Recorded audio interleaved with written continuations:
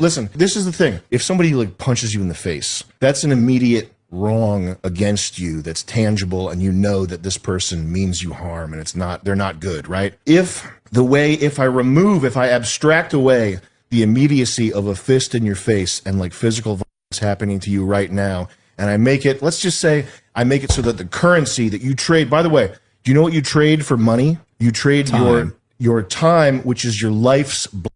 Right. So to some people, money's the root of all evil. Like, I understand that. Money's like gambling, cryptocurrency. There are parasitic ways to make money. But if you're a regular person, if you're working your ass off, if you have more than one job, if you have a family to feed, you're trading your time and your life's blood, your energy, what you've been given here on this earth, everything that you've been given, you're trading it for money so that you can use it to pay for rent, food, shelter, whatever, everything else, right? Yeah.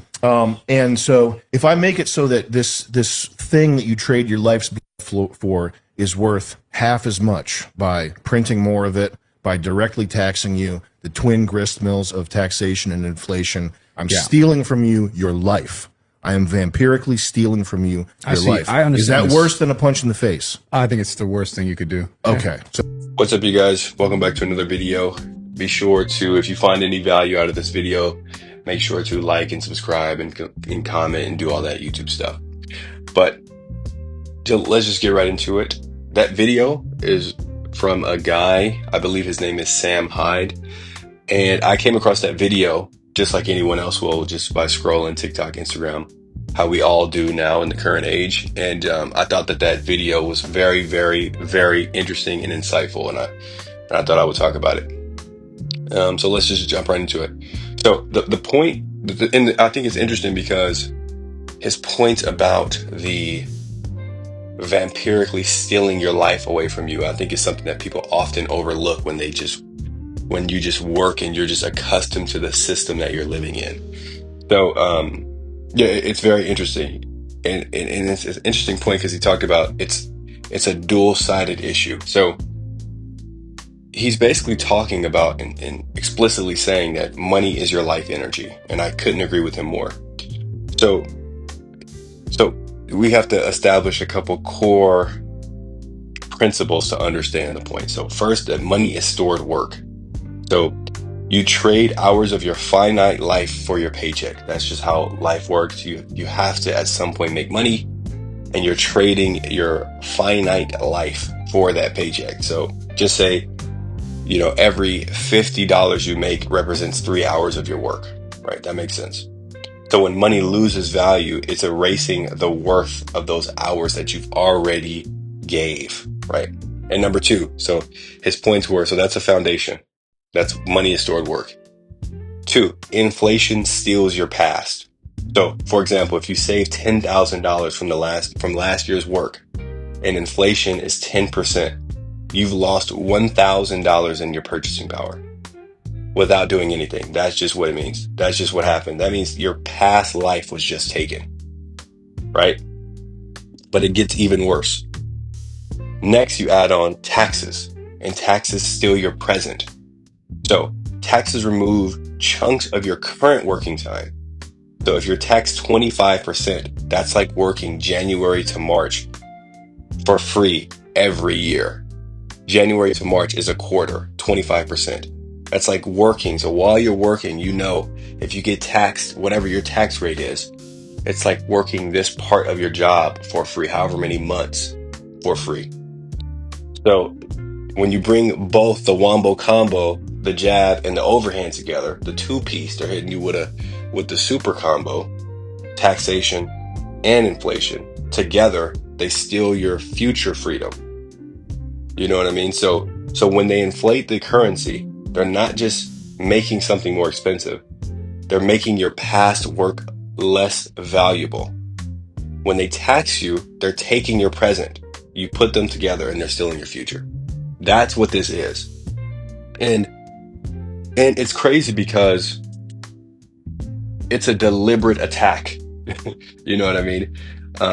There's some stuff in the past. I think it was, I'm not good with presidents or anything like that, but I believe it was RFK. No, I'm going to have to really look into it. But there was a president that we had that took us off the gold standard. And from that time period, we've been going to hell. That's what this is. Because our money is backed by nothing, they can print it infinitely while taxing you. And it does exactly what I just described earlier. And I think the worst part about it is that in America, especially, what is the benefit that we see? What do you get from that taxation, from your life being vampirically stolen from you? Basically, you get nothing. I guarantee whatever city that you're living in, whether it's a major city or a lesser known city. So if you don't live in California, if you don't live in New York or Austin or whatever, if you're just middle America, wherever else, you look around outside in your geographical location, wherever you are, I guarantee some of the roads need to be fixed. Public transportation isn't good. You know, other countries, at least, like I know, for example, in Norway, their tax rate is 58%. But with that, they get good public transportation, right? It's immaculate. It's amazing. Their roads are clean, right? They have a good quality of life. The average working week there in Norway is 37 hours, right? So you have a good work-life balance for that 58% while being able to follow your passions. You know, they have free health care, right? It's not privatized. You know, in America, if you get sick and you're poor, you die. I think there's a stat that says that I think it's maybe 50% of Americans don't have like $400 in their bank account. It's like, yeah, so if any financial hardship happens, let you get sick, let you break your leg, you die. That's what it is. It's crazy. And it's interesting because however you feel about someone like an Andrew Tate or this kind of manosphere or whatever content, I think if you can extrapolate anything from that sort of content, it's when they talk about the matrix, it's this idea right here. It's every single year as you get taxed, as inflation goes up, you're losing valuable time and energy from your life. You're getting less for it. And that's for lack of a better words, that's just a fucked system. That's inherently flawed. It's inherently flawed. And it's interesting how we just move on to the next thing. We're talking about the war in Ukraine. We're talking about, and these are important issues, by the way, but it's also like, we should address this here. We should address this. You know, when we look at the failing birth rates, we see that people aren't having kids, but this happens in any country where it becomes more expensive to live in major cities. People have less kids.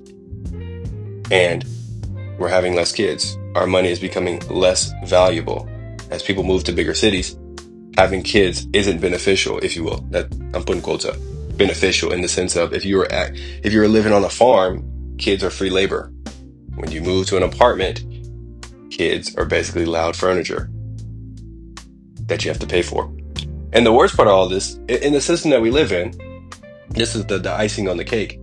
It's like there's things that we could do that we don't do because we're so focused on money. For example, I just learned a few days ago that the reason why women don't have maternity leave, paid maternity leave, is because Nestle, they lobby for women to not have that because they would lose profit on their sale of milk formula. And it's like, that's baked into the system. On top of them taxing your money, on top of them inflating it to hell. It's like, there has to be a better way. And I'm not just gonna complain. I think what we can do, if you're listening to this and you're thinking, what's the solution? Stop with all the doom and gloom. I personally think if you have the ability, I think being from America, most likely if you're listening to this, you're from America. Save your money the best way that you can and move somewhere else. That's what I personally think, because the system that you're in, if everywhere is losing money, it's not just America. Inflation happens everywhere. But you can almost be ahead of the curve if you move to another country that has where your currency is stronger. You get what I'm saying?